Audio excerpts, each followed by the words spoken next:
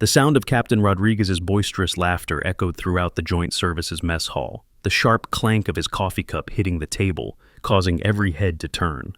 "Ma'am, you're sitting in the wrong section," he announced loudly, his voice carrying the unmistakable challenge of authority. "This area is reserved for military personnel, E8 and above only." Aurelia Madison, a woman with shoulder-length brown hair wearing a simple navy blue cardigan, remained silent as she took a measured sip from her white ceramic mug. She sat with perfect posture at the corner table, her eyes conducting a swift scan of the 3 emergency exits and security camera positions, details that none of the 70 military personnel present bothered to notice. "Excuse me, ma'am." Rodriguez stood up, his USMC captain insignia gleaming prominently on his collar. "I need to see some identification. What's your sponsor's rank? Who gave you permission to sit here?" Whispers began rippling across the mess hall like wildfire. Staff Sergeant Collins chuckled under his breath. "Maybe she took a wrong turn from the commissary." Gunnery Sergeant Martinez nodded in agreement. "The Wives Club meeting isn't here, ma'am." Aurelia set down her cup with precise movements, not a single drop spilling over the rim. She lightly touched the small pin on her lapel, a naval intelligence insignia so subtle it was nearly invisible to the casual observer. Slowly, deliberately, she parted her lips and spoke the 2 words that would change everything. Red Needle. If you've ever been underestimated because of your appearance, hit that like button and subscribe to see more stories about quiet strength that speaks louder than words. The tension in the mess hall thickened as Rodriguez stepped closer to Aurelia's table, his jaw set in determination. Behind him, First Lieutenant Brooks rose from his seat, the metal chair scraping against the polished concrete floor. "Ma'am, you need to provide sponsor information immediately," Brooks demanded, his voice carrying the authority of someone accustomed to instant compliance. "This is a restricted dining area for senior enlisted and officers only."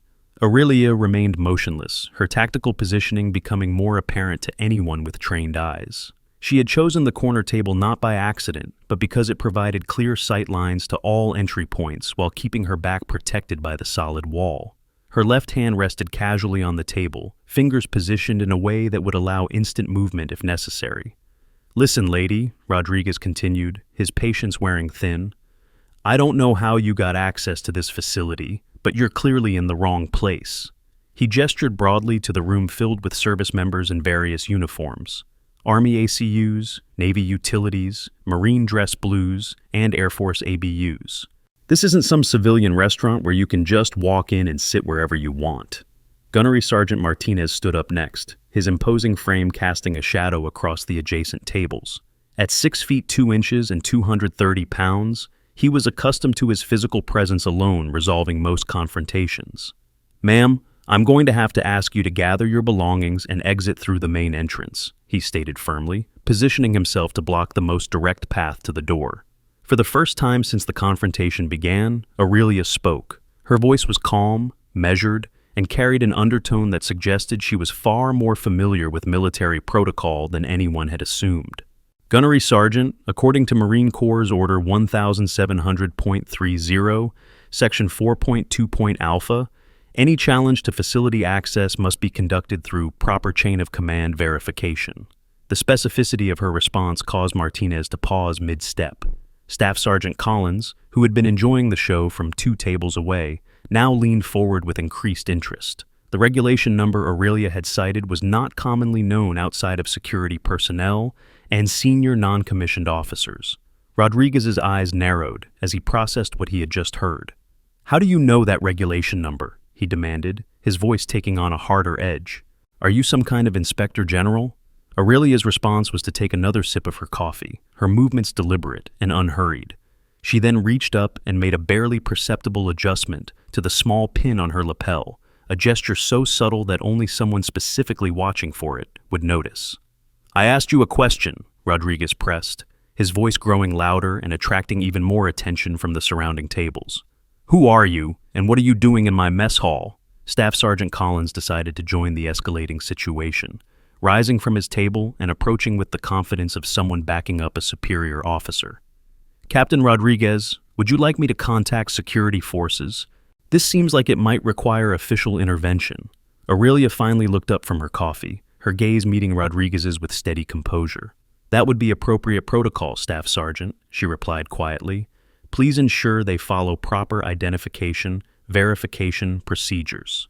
The fact that she not only welcomed the involvement of security forces, but seemed to expect specific procedures to be followed, sent another ripple of confusion through the gathering crowd. Sergeant Kim, who had been observing from the serving line, pulled out her radio and began moving toward the group. Base security, this is Sergeant Kim at the Joint Services Mess Hall, she reported into her handheld radio. We need assistance with an unauthorized civilian in the senior enlisted dining area. Individual is refusing to provide identification and appears to be non-compliant with facility access requirements.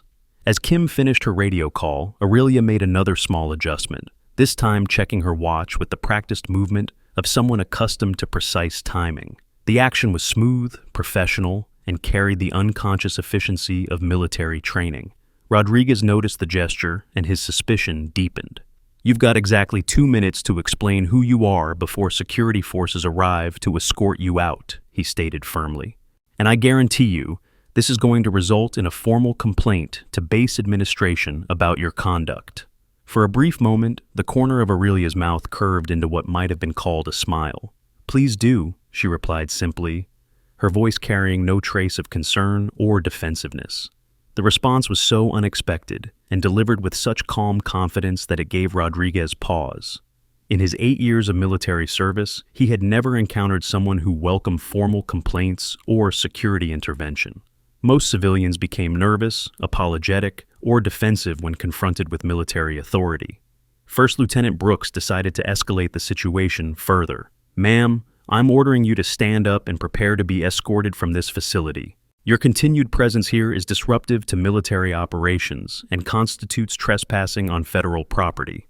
Aurelia set down her coffee cup for the second time, the ceramic making no sound as it touched the table. She then did something that surprised everyone present. She stood up with the fluid, controlled movement of someone with extensive physical training. Her posture was perfect, her bearing confident, and her stance subtly shifted into what any combat veteran would recognize as a position of tactical readiness. First Lieutenant, she said quietly, her voice carrying clearly across the now silent dining area, you may want to verify your authority to issue such orders before proceeding. The statement hung in the air like a challenge, and Brooks felt his face flush with anger and embarrassment. Being questioned by a civilian in front of dozens of his peers was not something his ego could easily tolerate. I have all the authority I need, he shot back. This is a military installation, you are clearly not military personnel, and you are in violation of facility access protocols. Sergeant Kim's radio crackled to life with a response from the security forces desk. Sergeant Kim, we're dispatching Airman Jackson to your location. ETA is 3 minutes. Please maintain visual contact with the individual until our arrival. As the radio conversation continued, Aurelia made another subtle movement that only the most observant would catch. She unconsciously checked her 6 o'clock position, a habit ingrained through years of operational training. The gesture was automatic, professional, and entirely inconsistent with civilian behavior. Gunnery Sergeant Martinez, who had remained in position blocking the main exit, began to step closer. Ma'am, you need to remain seated until security forces arrive. Any attempt to leave will be considered evasion. Aurelia's response was to nod slightly and remain exactly where she was standing. She made no move to gather her belongings or attempt to leave, but she also showed no sign of the nervousness or agitation that most people would display in such a situation. The mess hall had become unnaturally quiet. Conversations at other tables had stopped entirely as personnel turned to watch the unfolding drama. Some had begun discreetly recording with their cell phones, sensing that they might be witnessing something significant. Captain Rodriguez decided to try a different approach. Look, I don't know who you think you are, but this situation is getting out of hand. If you're someone's dependent, just tell us your sponsor's name and rank, and we can sort this out quickly. Aurelia's response was to reach into her small black purse, a movement that caused Martinez to tense and step closer, but instead of producing identification, she pulled out a small black notebook and a pen, then began writing something with careful precision. What are you writing? Brooks demanded, his suspicion now fully aroused. Observations, Aurelia replied simply, not looking up from her notebook. The single word sent a chill through the group of military personnel. Inspectors, investigators, and assessment teams were known for taking detailed notes, and the possibility that this situation was more than it appeared began to dawn on some of the more experienced NCOs. Security Airman First Class Jackson arrived precisely 3 minutes after being dispatched, just as Kim had been told. He was young, professional, and carried himself with the crisp bearing of someone new to the security force's career field. "What seems to be the situation here?" Jackson asked, addressing Captain Rodriguez as the senior officer present. Rodriguez gestured toward Aurelia, who continued writing in her notebook. "We have an unauthorized civilian who gained access to the senior dining area. She's refusing to provide identification and appears to be taking notes on facility operations." Jackson nodded and approached Aurelia with practiced professionalism. "Ma'am, I'm going to need to see some form of identification and verification of your authorization to be on this installation." Aurelia looked up from her notebook for the first time since beginning to write. "Airman Jackson," she said, reading his name tape, "I assume you're familiar with proper identification verification protocols as outlined in Air Force Instruction 31-101. The specific reference to Air Force security regulations caused Jackson to pause. Most civilians had no knowledge of military instruction numbers, and certainly wouldn't cite them with such precision. "Yes, ma'am, I am," Jackson replied carefully, "which is why I need to see your identification." Aurelia reached into her purse again, this time producing a military-style ID holder. The movement was smooth and practiced, and the ID holder itself was immediately recognizable to every military member present as the type issued to personnel with security clearances. "Before you examine my credentials," Aurelia said quietly, "I need to inform you that certain protocols may apply depending on the classification level of my access." The statement sent a shockwave through the assembled group. Classified access credentials were not something that civilians possessed, and the casual way Aurelia mentioned classification levels suggested familiarity with security procedures far beyond what anyone had anticipated. Jackson took the ID holder with hands that had suddenly become less steady. As he opened it, his expression changed from professional confidence to confusion, then to something approaching concern. "Captain Rodriguez," Jackson said slowly, "I think you need to see this." Rodriguez stepped forward impatiently, ready to resolve what he assumed would be a simple case of someone's dependent wife getting lost on base. But as he looked at the identification in Jackson's hands, his confident expression began to change. The ID card was not the dependent identification he had expected. Instead, he found himself looking at active-duty military credentials bearing Aurelia's photograph, her full name, and most shocking of all, her rank: Commander, United States Navy. But it was the additional information printed on the card that caused Rodriguez's face to drain of color. Under the standard rank and name information was a designation that made his blood run cold: Naval Intelligence, Classification Level, Top Secret SSCI, Special Access Required. And at the bottom of the card, in small but clearly legible text, was a call sign that would be remembered by every person in that mess hall for the rest of their lives. Red Needle. Can you guess what the call sign Red Needle means? Drop your theories in the comments below. The silence that followed Rodriguez's examination of the identification was so complete that the normal sounds of the mess hall, the hum of refrigeration units, the distant clatter of kitchen equipment, the whispered conversations at far tables, seemed unnaturally loud by comparison. Rodriguez stared at the credentials in his hands, reading and rereading the information, as if hoping the words would somehow change or reveal themselves to be an elaborate fake. But the card was genuine. He could tell from the specialized printing, the embedded security features, and the holographic elements that made military identification nearly impossible to counterfeit. This can't be right," Rodriguez muttered, his voice barely audible. "You're wearing civilian clothes. You don't look like—" He caught himself before finishing the sentence, suddenly realizing that he was about to make an observation about appearance that could land him in even deeper trouble than he already faced. First Lieutenant Brooks moved closer to examine the identification for himself. His base went through the same progression of emotions as Rodriguez: disbelief, confusion, and finally dawning horror as the implications became clear. "Holy cow," Brooks whispered under his breath. "We just challenged a superior officer."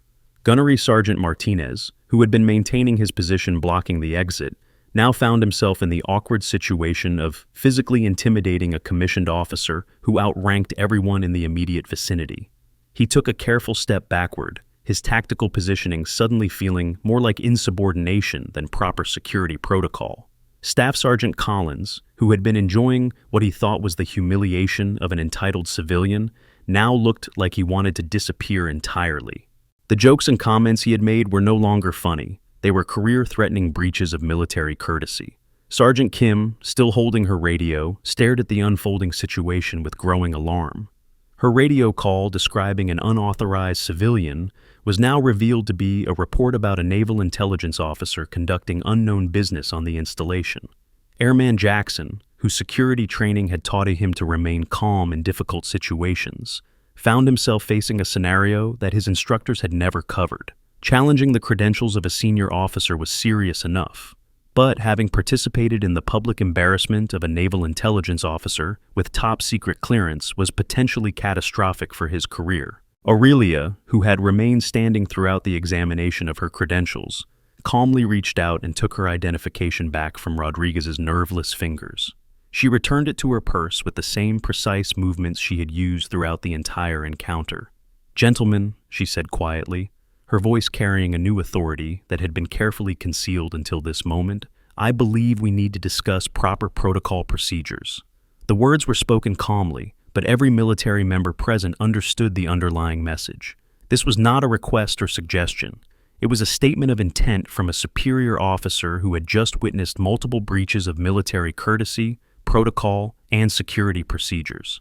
Rodriguez attempted to salvage the situation with a hasty apology. "Commander Madison, I had no way of knowing. You're wearing civilian clothes, and protocol requires—" Aurelia held up a single hand, and the captain's words died in his throat.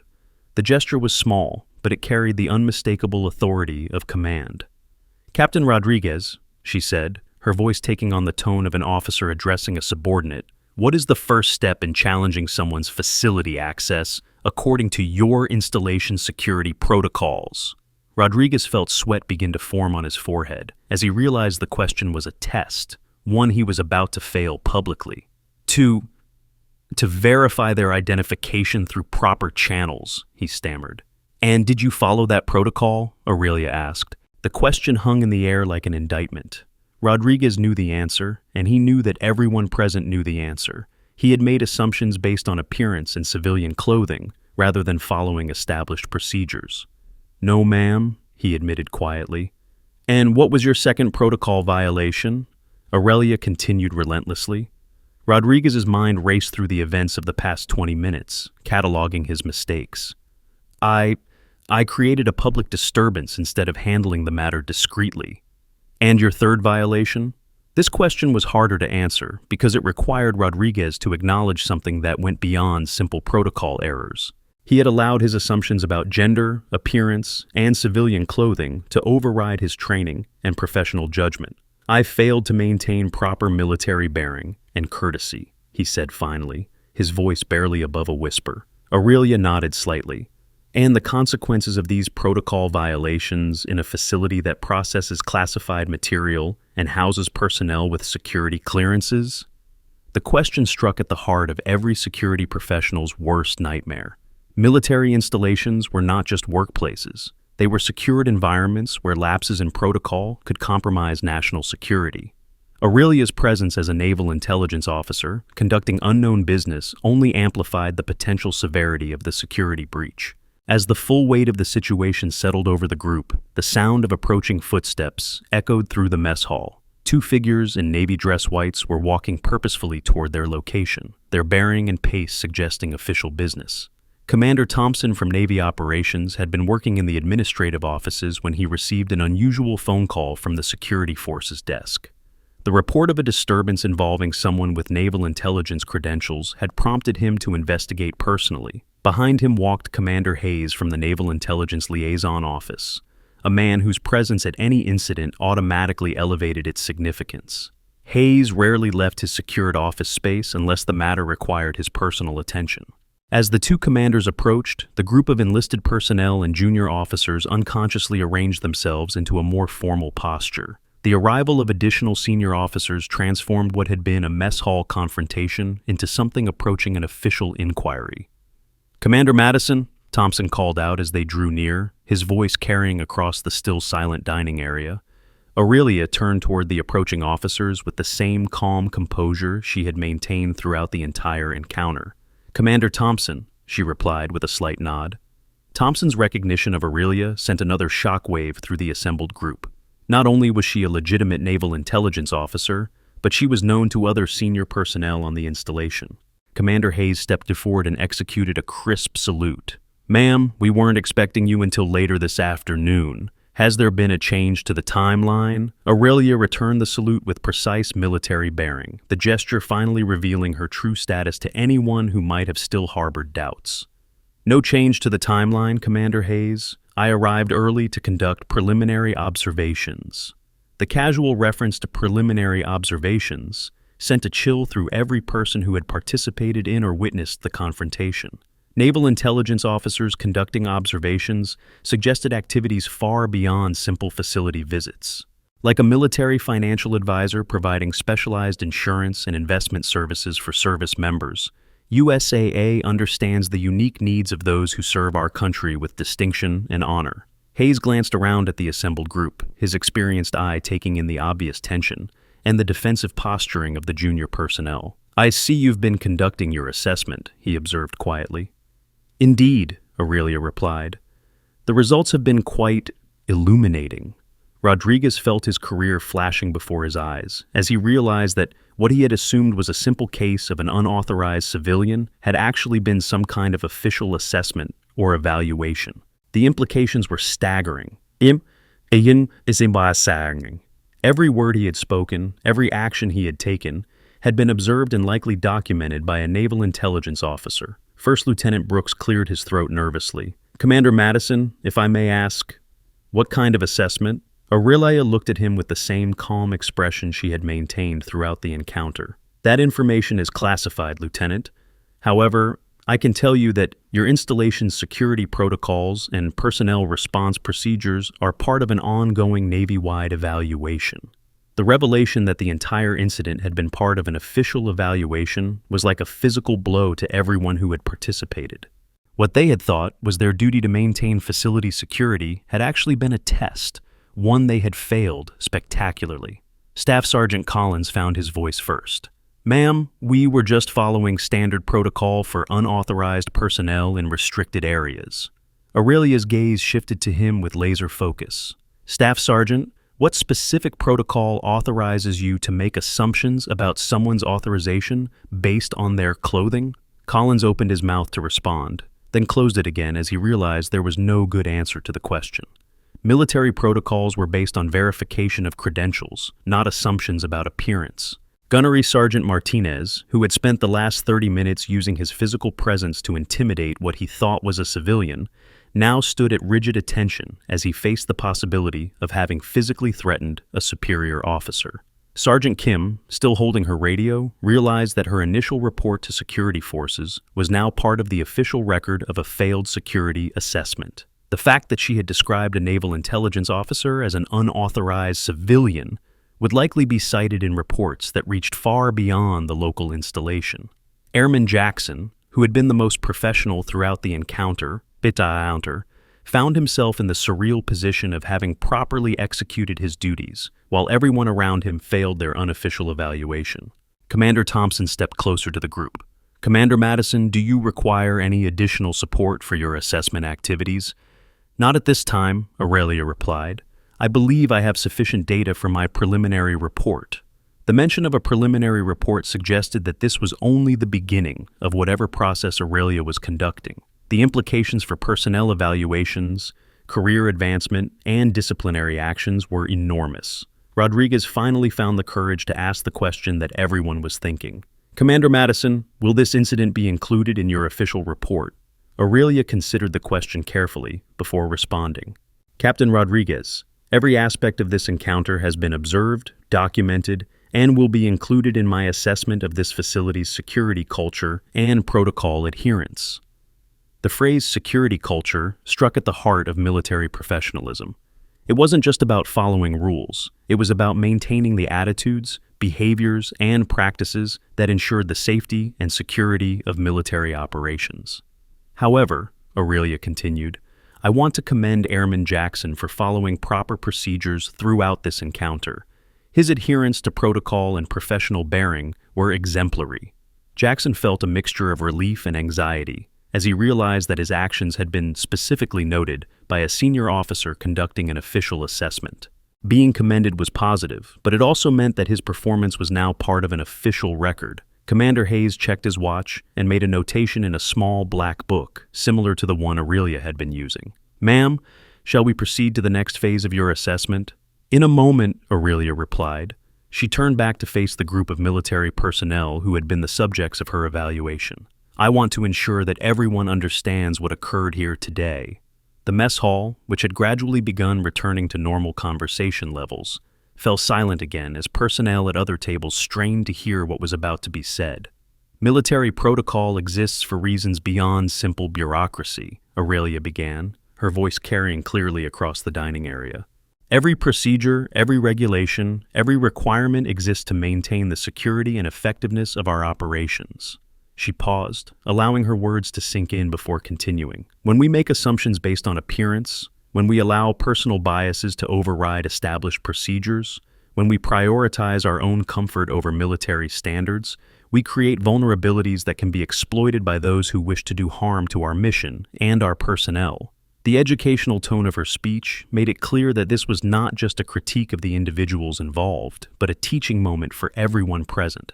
"The fact that I was able to sit in this facility for 23 minutes, observe your operations, document your procedures, and assess your security culture while being challenged only on the basis of my civilian clothing represents a significant security vulnerability." Rodriguez felt the weight of every word as he realized the scope of his failure. It wasn't just about military courtesy, it was about the fundamental security of the installation. "A hostile intelligence operative would have noted the same vulnerabilities I observed today," Aurelia continued. "The difference is that my observations will result in improved training and procedures. Hostile observations would result in successful infiltration and potential compromise of classified operations." The stark reality of national security implications transformed the incident from a career embarrassment into something far more serious. Everyone present now understood that they had been tested not just as individuals, but as guardians of sensitive military operations. First Lieutenant Brooks, who had been struggling with the implications for his own career, finally found the courage to speak. "Commander Madison, what can we do to improve our security response procedures?" The question showed genuine concern for improvement, rather than just personal damage control, and Aurelia nodded approvingly. "That will be addressed in the training recommendations that result from this assessment," she replied. "However, I can tell you that effective security begins with following established procedures rather than making assumptions." She reached into her purse and withdrew her military identification again, holding it up for everyone to see. "This card contains multiple security features that verify its authenticity. A proper challenge would have required examination of these features before any assumptions about my authorization could be made." The demonstration was both educational and embarrassing, as it highlighted how simple procedures could have prevented the entire incident.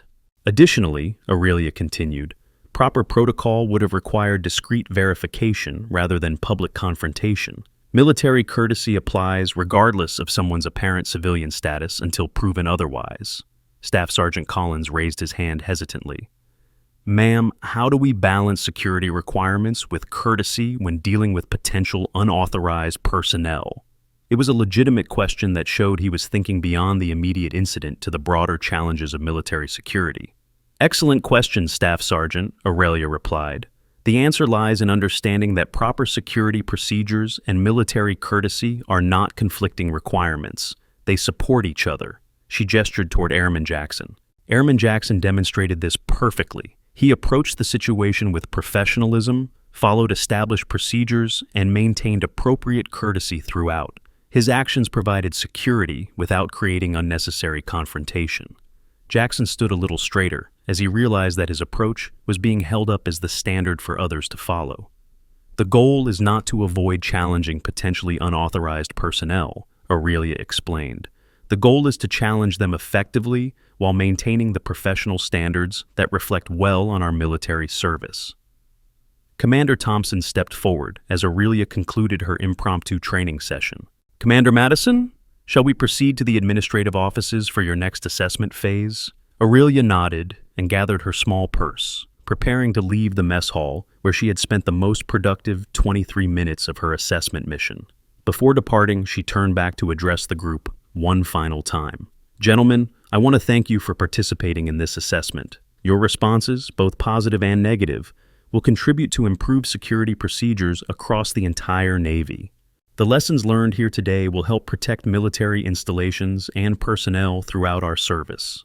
The gracious tone of her departure remarks helped ease some of the tension that had built up over the course of the encounter, but everyone present understood that there would be consequences and changes resulting from what had occurred. As Aurelia walked away with Commanders Thompson and Hayes, the mess hall slowly began to return to normal operations.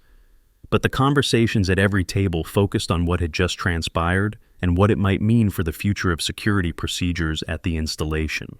Rodriguez remained standing by the table where Aurelia had conducted her assessment, staring at the spot where she had sat with such calm composure throughout the entire encounter.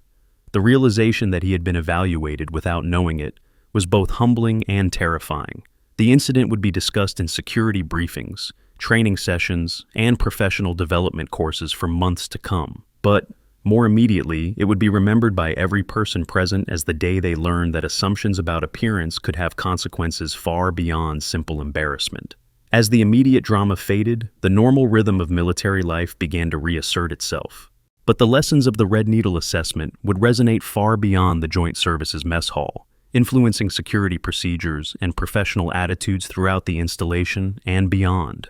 The assessment was far from over, and somewhere in the administrative offices, Commander Aurelia Madison was preparing to document her observations in a report that would reshape a security training across the entire Navy. The encounter in the mess hall had been just the beginning. 20 minutes later, in the secured conference room of the Naval Intelligence Liaison Office, Commander Madison sat across from Commanders Thompson and Hayes as they reviewed the preliminary findings of her assessment. The sterile white walls were lined with security reminders and classification guidelines, while a large digital clock displayed the time as 14:35 hours. The response patterns were consistent with our previous assessments at Norfolk and San Diego, Aurelia reported, her voice taking on the clinical tone of professional analysis. Security personnel defaulted to appearance-based assumptions rather than protocol-based verification procedures. Commander Hayes nodded grimly as he made notes in his classified documentation folder. That makes 12 installations where the Red Needle assessment has identified the same fundamental vulnerabilities. The pattern suggests systemic training deficiencies rather than isolated incidents. Thompson leaned back in his chair, processing the implications. Aurelia, your assessment methodology continues to expose weaknesses that traditional security evaluations miss completely. Having you appear as a civilian dependent rather than an obvious threat actor reveals how our personnel actually behave versus how they're trained to behave. The conversation was interrupted by a sharp knock on the conference room door. Master Chief Williams, the senior enlisted advisor for base operations, entered with the rigid bearing of someone delivering unwelcome news. "Commanders, we have a situation developing in the mess hall," Williams reported. "Captain Rodriguez has requested immediate consultation with base administration regarding the incident with Commander Madison. He's concerned about the implications for his career and the careers of his personnel." Aurelia exchanged glances with Hayes and Thompson. This was exactly the type of response they had observed at other installations. Initial panic followed by attempts at damage control rather than genuine learning and improvement. "Master Chief, what specific concerns has Captain Rodriguez expressed?" Thompson asked. Williams consulted his notepad carefully. "Sir, the captain is requesting clarification on whether the assessment was an official evaluation that will impact fitness reports, promotion potential, and assignment opportunities. He's also asking if there will be formal disciplinary actions resulting from the incident." The questions revealed the fundamental misunderstanding that plagued many military personnel when confronted with assessment activities. The focus remained on personal consequences rather than institutional improvement. "And what about the other personnel involved?" Aurelia asked. "First Lieutenant Brooks, the enlisted personnel who participated?" "Similar concerns, ma'am," Williams replied. "The entire group is requesting guidance on how to document the incident in their professional records and whether they should consult legal assistance." Hayes shook his head slowly. This reaction pattern is exactly what we've documented at other installations.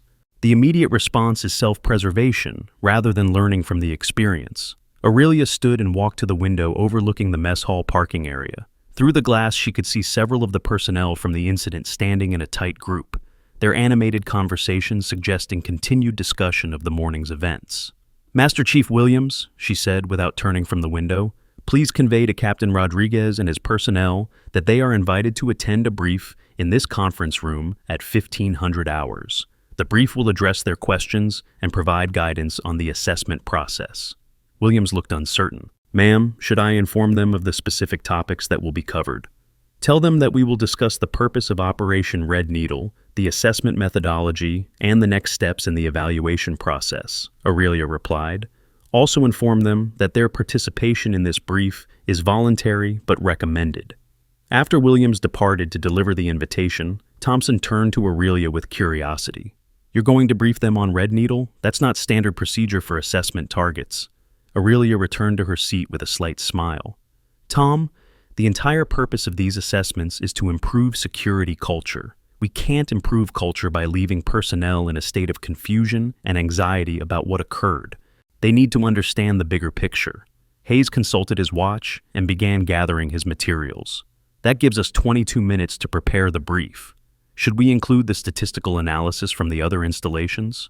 "Limited statistics only," Aurelia replied.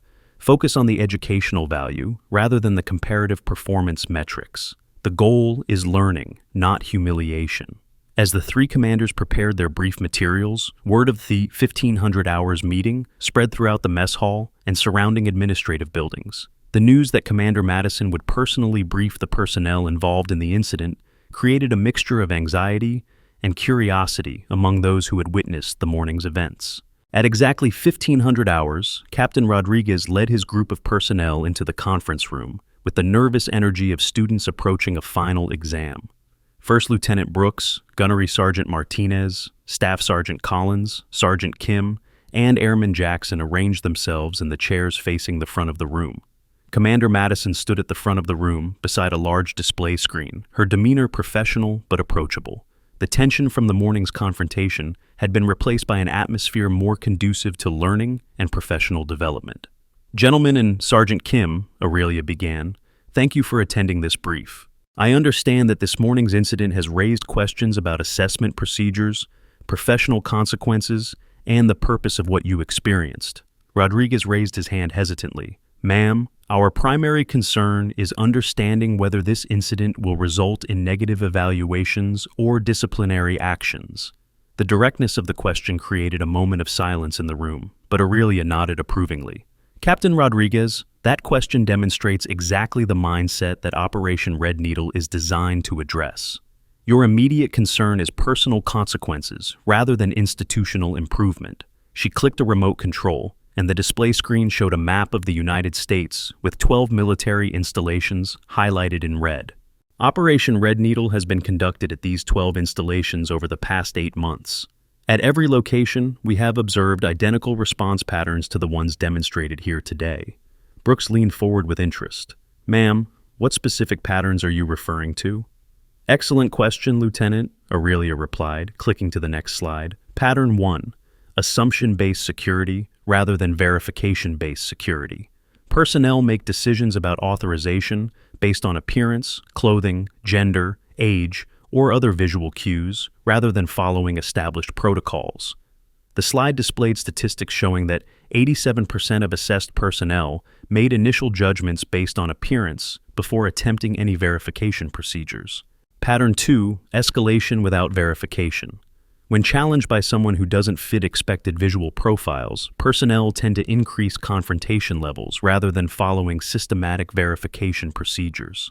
Martinez shifted uncomfortably in his chair as he recognized his own behavior in the pattern description. Pattern 3. Group reinforcement of incorrect assumptions. Once one person makes an appearance-based judgment, others in the group tend to support that judgment rather than independently verifying the situation. Collins nodded reluctantly as he realized how he had joined the confrontation based on Rodriguez's initial assumptions rather than conducting his own assessment. And pattern 4, Aurelia continued, Anxiety about personal consequences rather than focus on institutional improvement when assessment activities are revealed. The final pattern description hung in the air as every person in the room recognized their own recent behavior. Sergeant Kim raised her hand.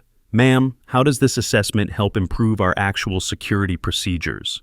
"Outstanding question, Sergeant," Aurelia responded, advancing to a new slide. "The data from Red Needle assessments is being used to redesign security training programs, update protocol manuals, and modify performance evaluation criteria across all military services." Hayes stepped forward to address the group. "The goal is not to punish personnel for following their instincts, but to improve training so that proper protocols become instinctive rather than appearance-based assumptions." Thompson added his perspective. "Every weakness identified through Red Needle assessments represents a vulnerability that hostile intelligence operatives could exploit. By identifying and addressing these vulnerabilities, we strengthen the security of all military operations." Rodriguez found his voice again. "Commander Madison, will our performance during this assessment impact our career advancement opportunities?" Aurelia considered the question carefully before responding. "Captain Rodriguez, your performance today will be documented as part of the institutional assessment, but individual personnel evaluations will focus on learning and improvement rather than punishment." The relief in the room was palpable, but Aurelia continued with an important caveat. "However, your response to this brief and your implementation of improved procedures going forward will be noted in follow-up assessments. The military values growth and adaptation, not perfection." Airman Jackson, who had remained silent throughout most of the brief, finally spoke up. "Ma'am, you mentioned that my actions were appropriate during the incident. Could you explain what I did correctly so the others can learn from it?" The question demonstrated exactly the type of professional attitude that Red Needle assessments were designed to encourage.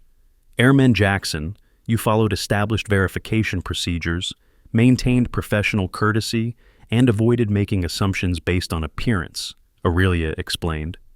Most importantly, you treated the situation as a security matter requiring proper protocol rather than a personal confrontation. She clicked to a new slide showing Jackson's actions in timeline format. When you arrived, you assessed the situation professionally, requested proper identification, and began following verification procedures. You didn't allow the group dynamics or previous assumptions to influence your professional judgment. Jackson nodded thoughtfully.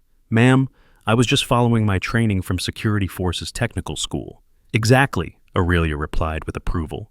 "The training works when it's followed consistently. The problem is that personnel often abandon training when situations don't match their expectations. Learn military leadership techniques from real generals and admirals with masterclass courses designed for those who understand the true cost of command decisions in life-or-death situations."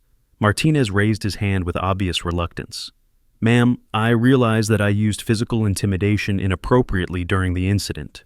How should I have handled the situation differently?" The question showed genuine desire for improvement rather than just damage control, and Aurelia responded positively. "Gunnery Sergeant Martinez, your instinct to support your fellow Marines was appropriate, but your method was flawed. Physical positioning should support security objectives, not create intimidation of potentially authorized personnel." She advanced to a slide showing proper positioning techniques. Effective security positioning allows for rapid response to actual threats while maintaining respectful distance from personnel who may be authorized but unrecognized. Thompson stepped forward to add emphasis. "Sergeant Martinez, your military experience and training are valuable assets. The goal is to channel that experience through proper protocols rather than replacing protocols with personal judgment." Collins raised his hand next. "Ma'am, what about situations where someone refuses to provide identification or becomes confrontational?" "Another excellent question," Aurelia replied. "Those situations require systematic escalation through established channels rather than personal escalation between individuals." She clicked to a flowchart showing proper escalation procedures. "The key is maintaining professional standards throughout the process. Military courtesy applies regardless of someone's cooperation level, because our behavior reflects on the entire military establishment." The educational portion of the brief continued for another 15 minutes, covering specific scenarios, proper procedures, and the broader implications of security culture. As the formal presentation concluded, Aurelia invited questions about any remaining concerns. Brooks raised his hand one final time. "Ma'am, will there be additional Red Needle assessments at this installation?" Aurelia exchanged glances with Hayes and Thompson before responding.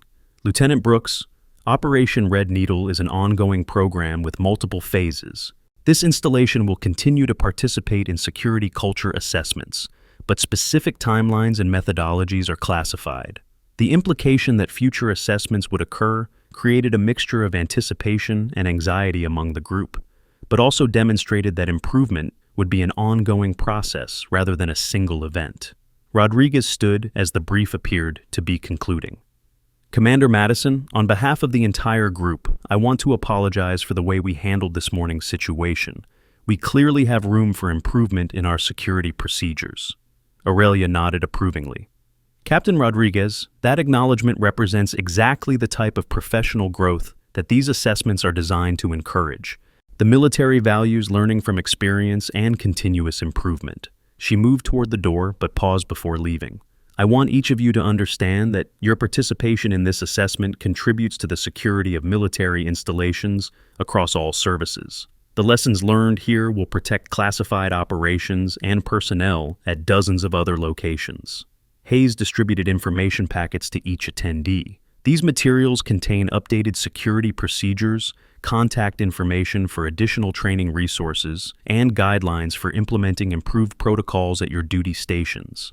Thompson added final guidance. "Review these materials carefully and begin implementing the updated procedures immediately. Follow-up assessments will evaluate institutional progress rather than individual performance."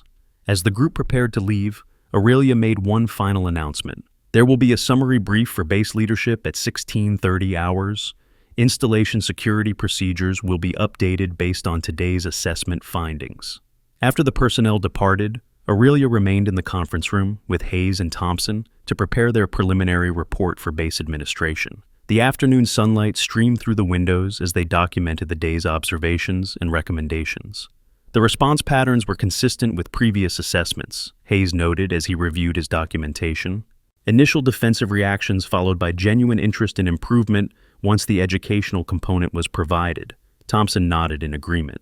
The key finding remains the same. Personnel want to do the right thing, but training hasn't adequately prepared them for scenarios that don't match their expectations.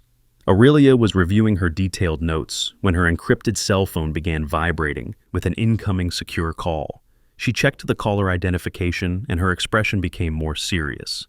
"Gentlemen, I need to take this call," she said, stepping toward the secured phone booth adjacent to the conference room.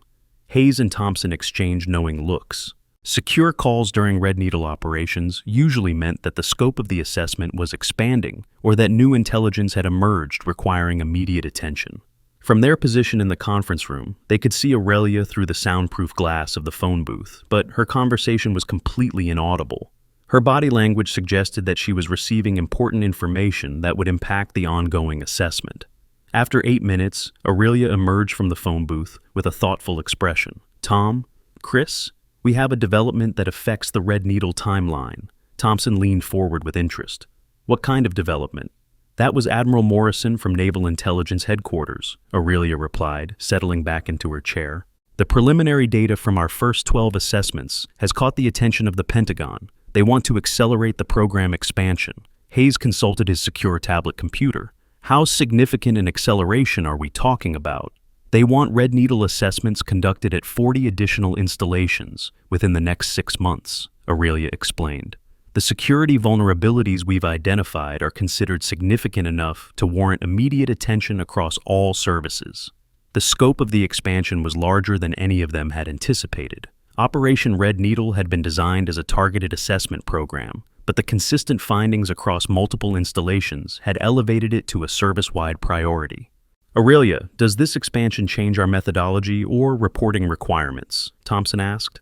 "The core methodology remains the same," she replied, "but we'll be adding additional assessment teams and implementing real-time data sharing between installations." Hayes made notes on his tablet as he processed the implications. That level of coordination suggests that the Pentagon sees this as more than just a training issue. They must be treating it as a potential national security vulnerability. Aurelia nodded grimly. The Admiral mentioned that similar assessment techniques have been used by foreign intelligence services to identify weaknesses in our installation security. Red Needle is essentially testing whether we're vulnerable to the same methods that hostile actors might employ. The revelation added a new dimension to the morning's incident. What had appeared to be a simple case of mistaken assumptions now took on the character of a counterintelligence concern. Thompson stood and walked to the window overlooking the installation. So, every weakness we identify through Red Needle represents a potential exploit that enemy operatives could use against us. Exactly, Aurelia confirmed. The fact that I was able to sit undetected in a classified dining area for over 20 minutes while conducting observation activities demonstrates exactly the type of vulnerability that concerns Pentagon leadership. Hayes completed his notes and looked up from his tablet. What's our next step in the assessment process here? We'll complete the documentation of today's findings and brief base leadership this afternoon, Aurelia replied. Then we move to phase 2 of the assessment tomorrow. Thompson returned to the table with curiosity. What does phase 2 involve?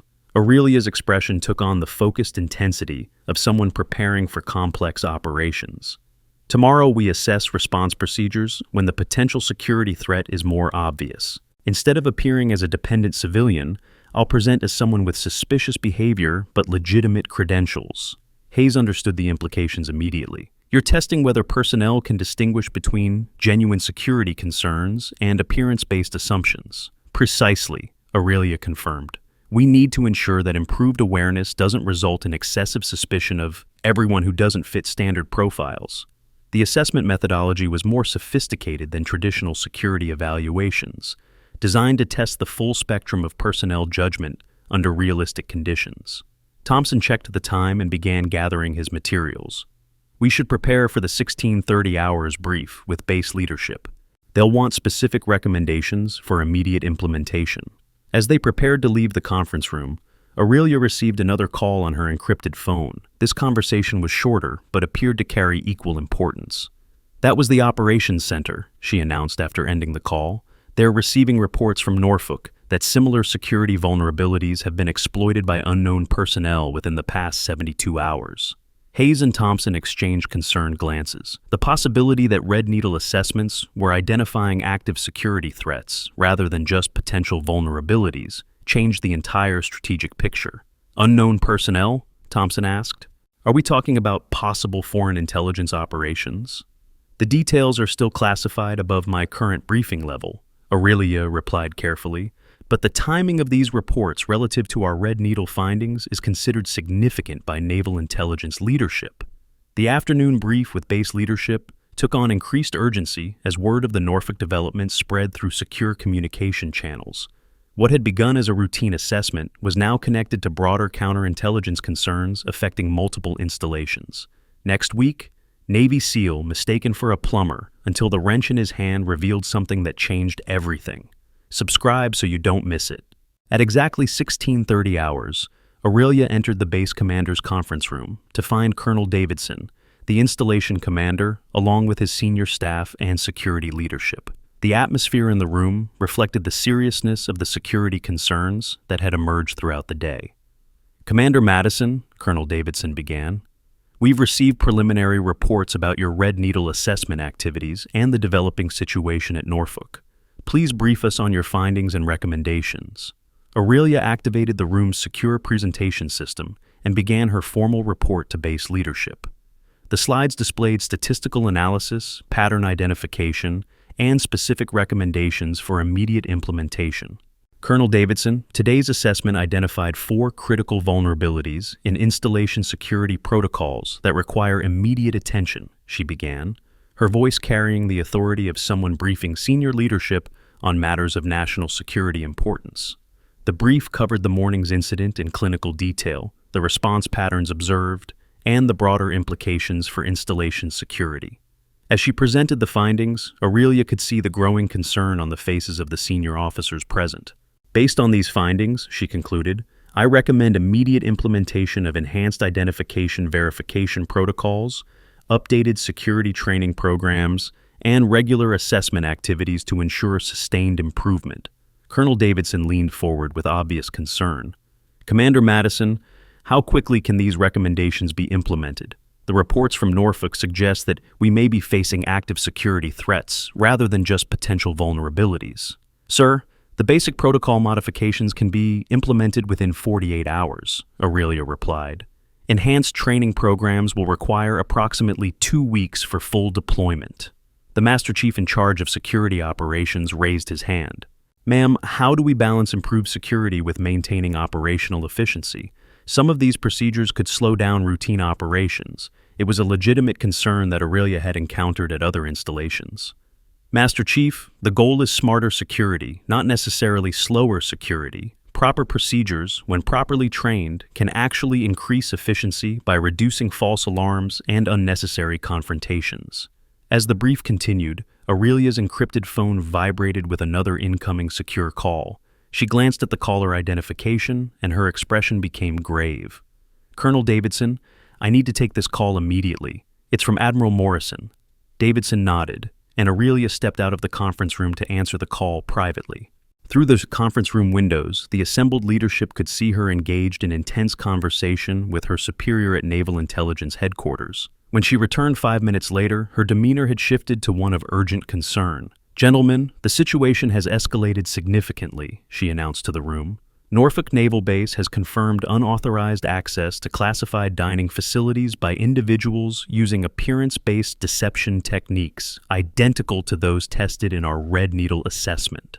The revelation sent a shockwave through the assembled leadership. What they had assumed was a training exercise was now revealed to be connected to active security threats at other installations. Commander Madison, are we looking at coordinated foreign intelligence operations? Colonel Davidson asked directly. Sir, that determination is above my classification level, Aurelia replied carefully. But Naval Intelligence has elevated the threat assessment for all installations participating in Red Needle evaluations. The implications were staggering. Enemy operatives might be using the same techniques that Red Needle employed to identify and exploit security vulnerabilities at military installations across the country. Colonel Davidson stood and addressed his senior staff. Effective immediately, this installation is implementing elevated security protocols. All personnel identification, verification as procedures are to be upgraded to the enhanced standards outlined in Commander Madison's assessment. The urgency in his voice reflected the gravity of the situation. What had begun as a routine security assessment was now part of a broader counterintelligence operation with national security implications. As the leadership brief concluded, Aurelia gathered her materials and prepared for the next phase of her mission. But before she could leave, her encrypted phone rang one final time with the most significant call of the day. Admiral Morrison, she answered, recognizing the caller immediately. The conversation lasted 12 minutes and covered topics that required Aurelia to step into the commander's private office for enhanced security. When she emerged, her expression had taken on the focused intensity of someone who had just received mission-critical intelligence.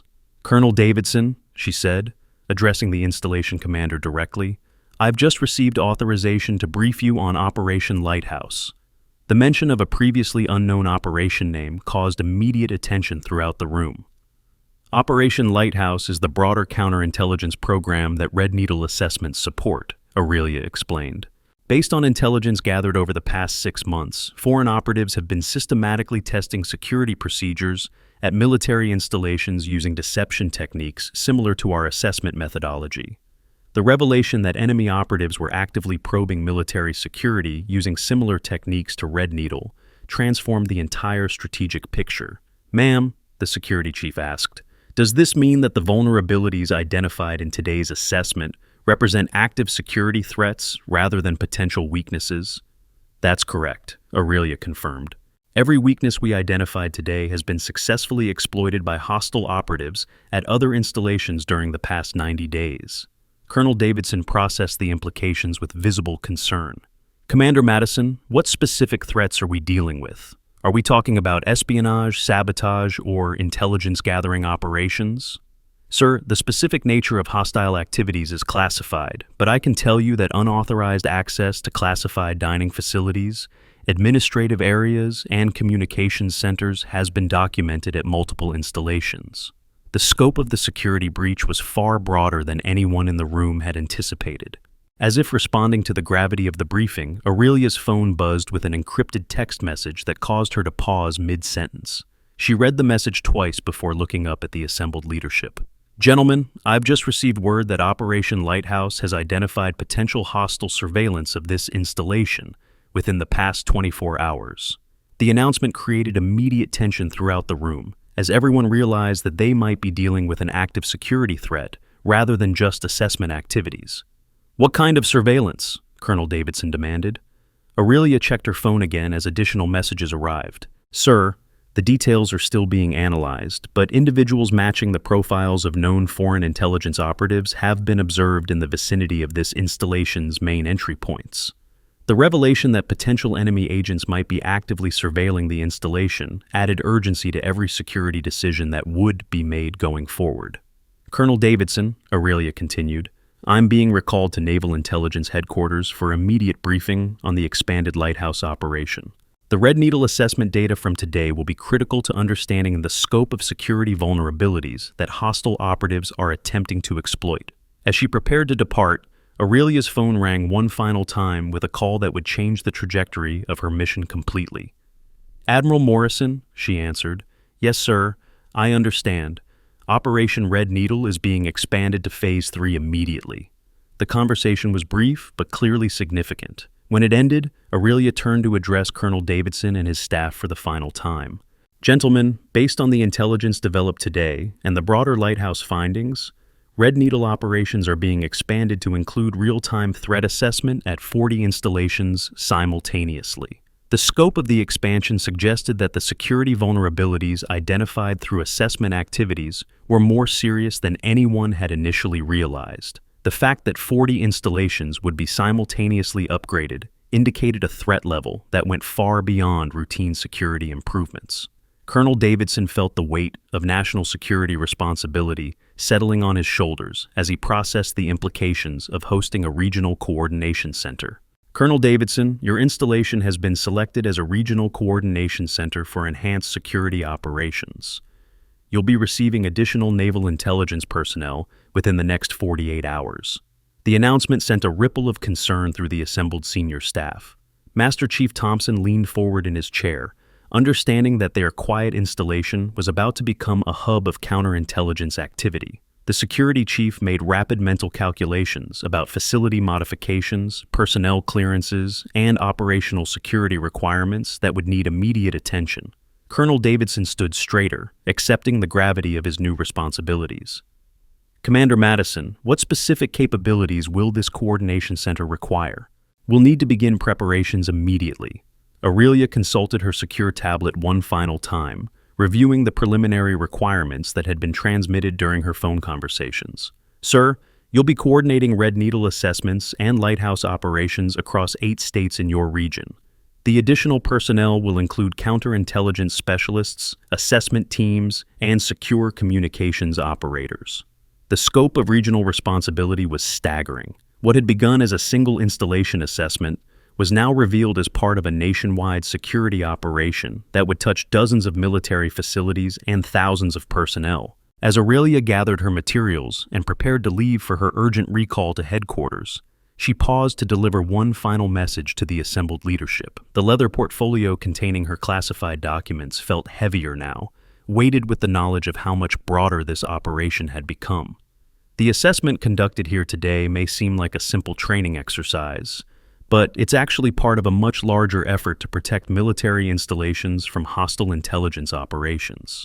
Every procedure you implement, every improvement you make, contributes to the security of our national defense infrastructure. Her words carried the authority of someone who had spent months witnessing security failures across multiple installations, and now understood the full scope of the threat they were designed to counter.